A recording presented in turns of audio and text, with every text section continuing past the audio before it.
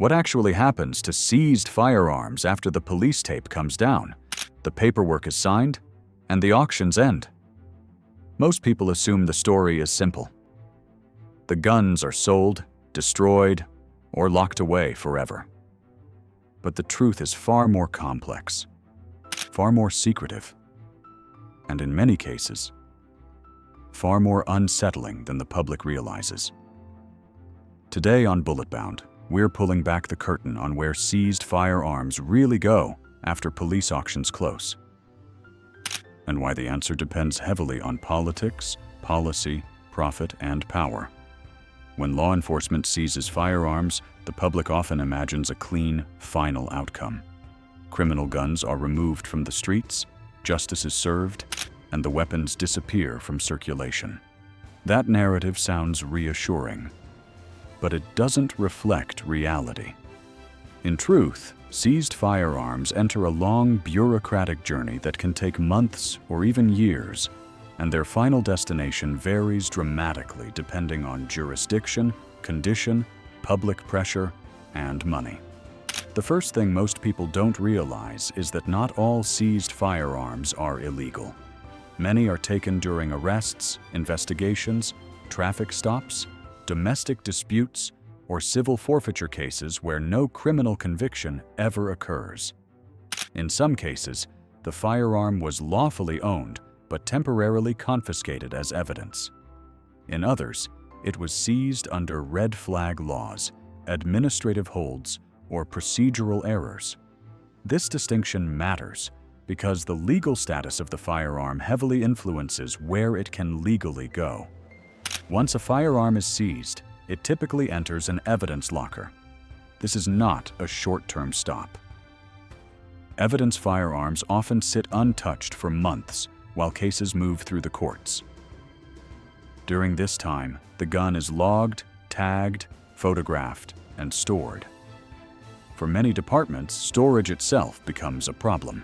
Evidence rooms fill up, costs increase, accountability becomes harder to maintain, and quietly, pressure begins to build to move those firearms out of the system. When a case concludes, several paths open, and this is where the real story begins. If the firearm is linked to a violent crime and deemed unsafe or unsuitable for resale, destruction becomes the default option. This is the outcome most people expect. Guns are melted down, crushed, or cut apart. Public destruction events are sometimes staged to send a message. But here's the first uncomfortable truth. Destruction is expensive. It costs departments money to transport, process, and properly destroy firearms according to regulations. That cost becomes a major factor, especially for cash-strapped departments. Because of this, destruction is not always the first choice. In many jurisdictions, seized firearms that are not legally prohibited can be transferred to police auctions. These auctions are often marketed as surplus or asset liquidation sales, where firearms are sold to licensed dealers or individuals who pass background checks. To the public, this looks like a transparent process. Guns are resold legally, funds go back to the department or municipality, and everyone wins. But what happens after those auctions close is where things get complicated. A large portion of auctioned firearms never go directly to individual buyers. Instead, they are purchased in bulk by federally licensed firearms dealers. These dealers acquire dozens or even hundreds of guns at once, often at prices well below market value.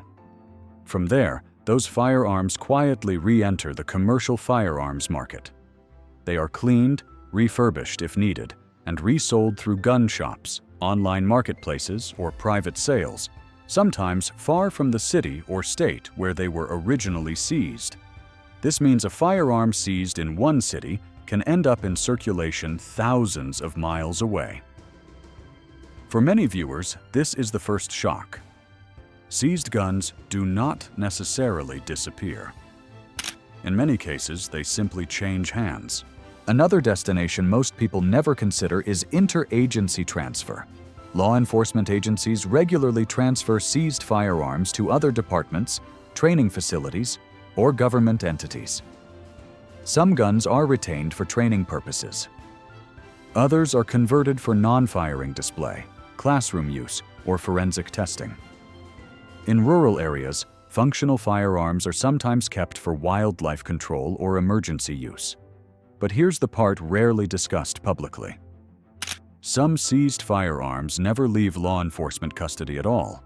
They are absorbed into departmental inventories. Officers may train with them. Specialized units may repurpose them.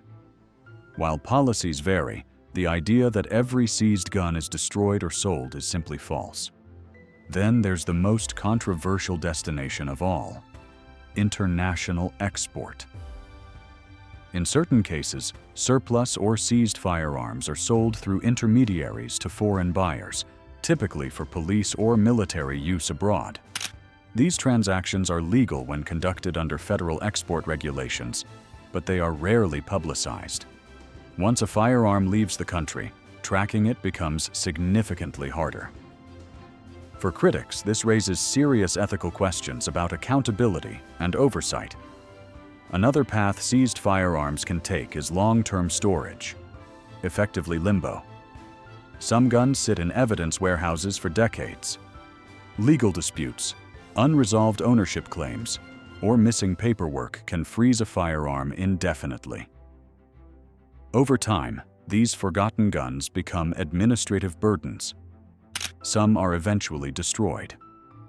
Others quietly make their way back into auctions years later, long after the original case faded from memory. One of the most misunderstood factors in all of this is money. Seized firearms represent potential revenue. Auction proceeds can fund equipment, training, vehicles, or even salaries. In some jurisdictions, asset forfeiture laws allow departments to keep a portion, or all, of the proceeds. This creates incentives that critics argue blur the line between public safety and profit. The more firearms seized, the more assets potentially generated. Supporters argue that this money reduces taxpayer burden. Critics argue it creates perverse incentives. Regardless of where you stand, money undeniably influences where seized firearms go. Public pressure also plays a major role. After high-profile shootings, departments often face demands to destroy seized firearms rather than sell them. In response, some cities have banned police firearm auctions entirely.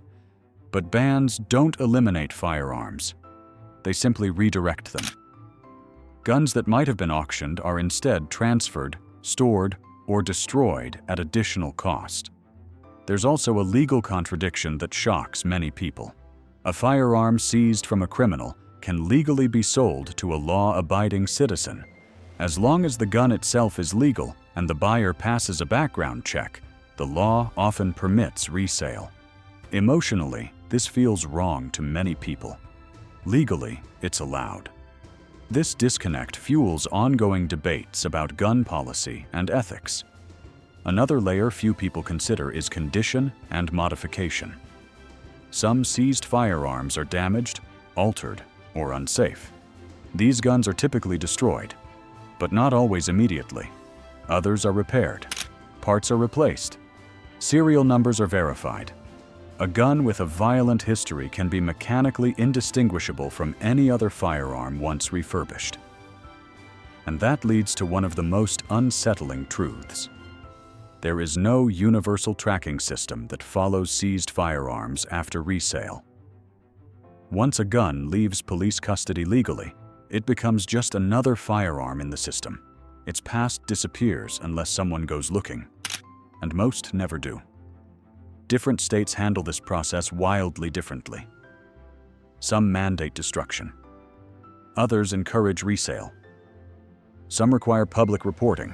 Others operate quietly. This patchwork system means there is no single answer to where seized firearms go. Only patterns. So where do they really go?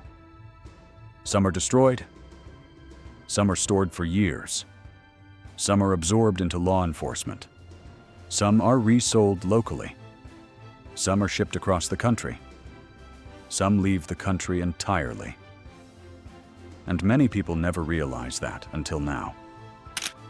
The uncomfortable reality is that seized firearms don't simply vanish when auctions close. They continue moving through systems shaped by law, money, politics, and logistics. Whether you see that as efficient reuse or troubling recycling depends on your perspective. But ignoring it doesn't make it go away. This isn't about fear, it's about transparency.